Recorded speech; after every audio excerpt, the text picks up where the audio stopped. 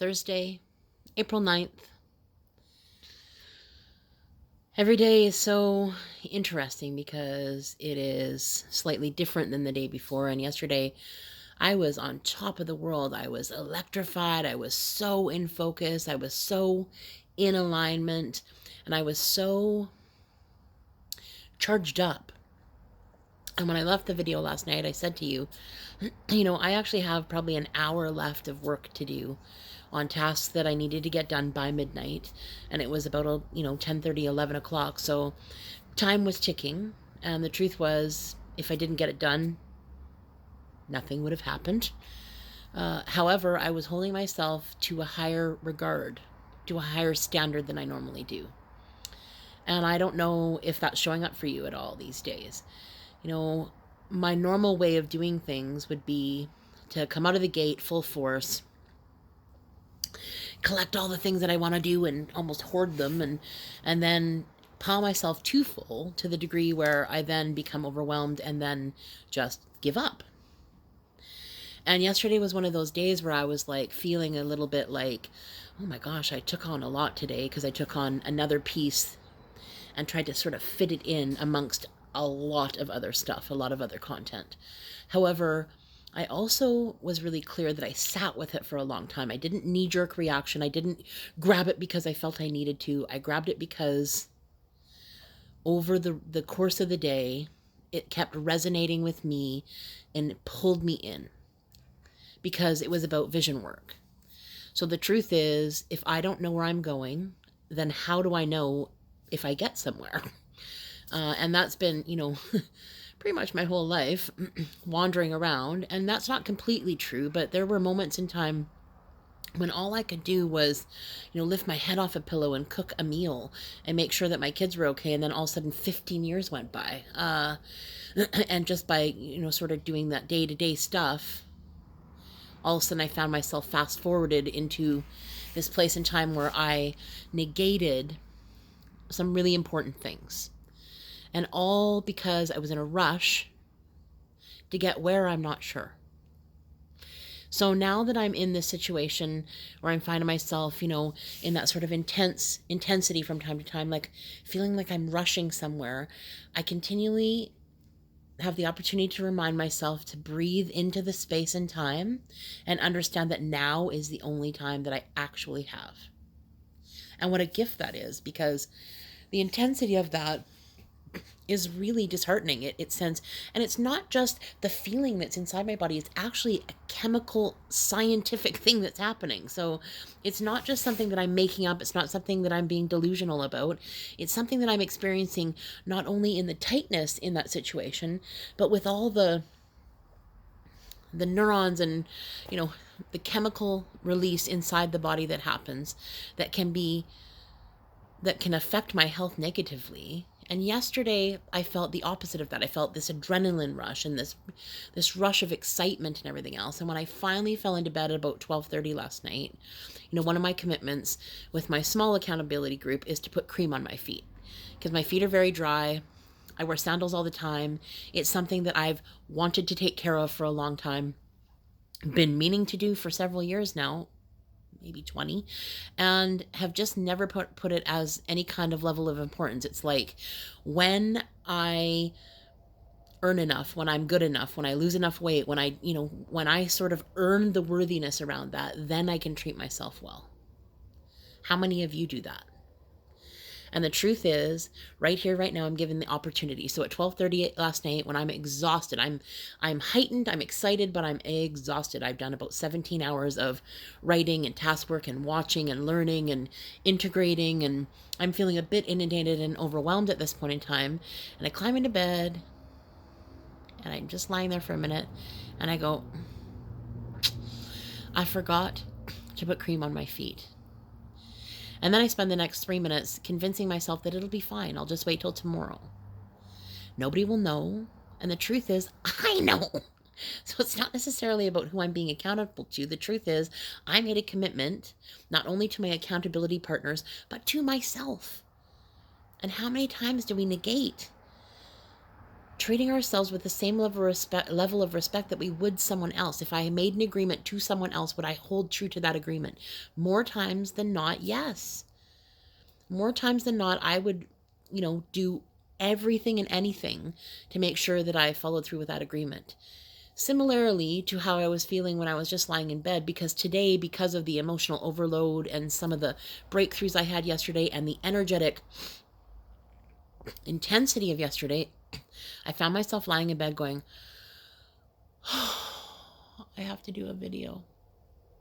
I don't really want to do a video. I'm not feeling like doing a video right now because I'm really tired. Who will know? I don't even know if anybody's listening. And the truth is, if I didn't make a video today, nothing would have happened. But I want to stay committed to the daily practice of that. And so at the end of the day, we have our reasons, our justifiers, our excuses, our why nots for why we didn't do something, and or we can get bigger than our reasons, make it important enough, bring that sort of beacon back into our vision and align with what we said we truly wanted. When I make that level of commitment to my life and then I follow through with it, I feel better about myself. My self-esteem goes up. And so last night when I went to bed and I knew that I had a Toastmasters meeting this morning at 7:30, and I was like, oh, I am going to get up at 6. I made a commitment to do that so that I could do my card readings and my meditation before my meetings so that the day didn't get halfway away from me. I really wanted to make a conscious effort towards that.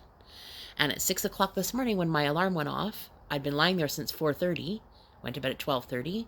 You do the math, hadn't had a lot of sleep. And the truth is it was warm in there and cold outside, and I had a million reasons to tell myself, no one's going to know. You can do it later. You have lots of time. All of the things that I tell myself to let myself off the hook for the things that I say are most important and the commitments that I make to myself, the agreements that I make with myself. So at 10 after 6, I dragged my butt out of bed. I came outside. I poured myself my water, my morning tea. I got myself prepped and ready so that I could pull my cards in peace. I could watch the sunrise. And I could enjoy setting a solid foundation. The structure that I did that in allowed the rest of the day to unfold as it did. And I felt better and more aligned with my purpose when I kept my agreement to myself and followed through with that, instead of getting to that place of, oh, there you go again. You failed. Way to go. Let me beat myself up over that one. Instead, it was this victory of, you did it. You said you were going to do it. You didn't want to do it. I recognize that. And you did it anyway. So great. Because we're always at choice. Always at choice. Which is such a phenomenal thing to, come to terms with and then utilize as a great tool. So this morning's reading was, interesting to me. I pulled Dragon's Pet, which is communication with other species, animals, and the magical companions, and guardianship. Now, I wouldn't consider myself an animal, I love animals, but I have seen people that love animals to the nth degree. I love people like that. I'm comfortable with animals. I don't have any problems with them or anything else. But I didn't sort of get why I was being led down that path other than the guardianship piece. And so yesterday there was a couple of times when I was asked in my meditations and my tasks and my homework to call on my ancestors, the guardians of me. And it was freaking powerful. And the stuff that I cultivated out of that and then released, just old patterns and old beliefs and old stopping places and old stories. And this notion that I picked up somewhere along the way that I'm not worthy to have abundance, that I'm not worthy to live in prosperity, and that my lineage dictates that I must be this, this, and this.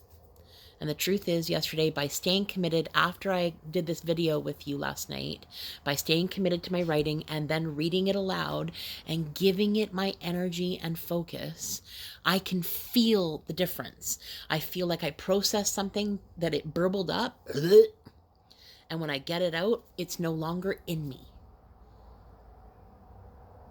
Because when we don't diffuse that energy and allow that stuff to get out of us, it kind of lives and over and over again in our system. So I also chose Into the Woods, Stranger in a Strange Land, Transition Zone.